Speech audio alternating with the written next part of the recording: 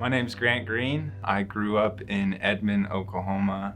I had four older siblings, two brothers, two sisters. I'm the baby of the family.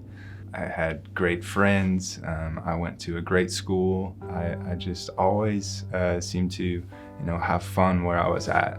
First time I really felt something was different in my childhood, I was 7 years old. We had just cleared out this big cedar trees to make a little tree fort. I decided to have a little celebratory fire. I didn't know that, it would take off real quickly. And so I ran into the house to get a cup of water, 8-ounce cup of water to put out, this fire started.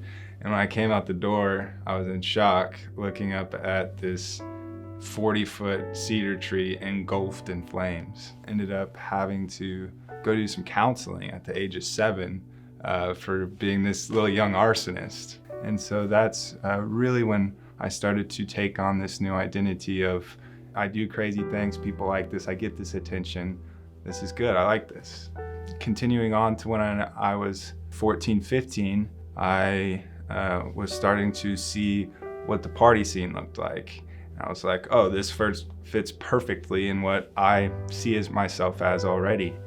And so it's like, okay, this is what I want to pursue. This looks like fun. This looks like me. I can be good at this. After 2 DUIs, I didn't know how to live a normal life.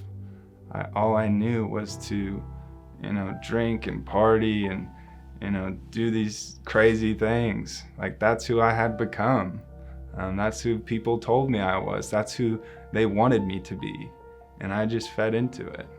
When I was in treatment at Clay Crossing, I found out about Hope is Alive. I'll never forget. My dad called me. He said, hey, I just met someone. They told me about this inspiring lunch thing coming up on a Thursday. I'm gonna go check it out. I get a call back from my dad Friday morning. And this is a day before I get out of treatment. I answer the phone and immediately I could sense something, and he just started bawling on the phone. He was telling me how he ended up hearing a resident's story who had just been so similar to mine.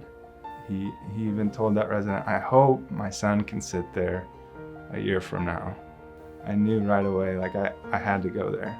My life has forever changed because of Hope is Alive. Going back and looking at my identity of who I thought I was, the biggest thing I've been able to learn is who I am.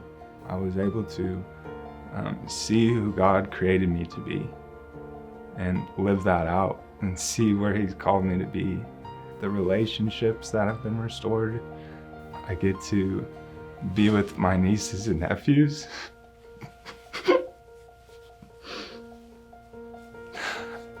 My siblings trust me to watch them and to take them places, and just all the incredible relationships I've got to develop in sobriety and being at Hope is Alive.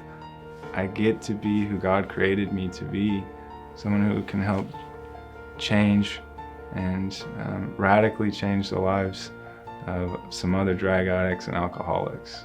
That's who I get to be today. I had people around me constantly growing up.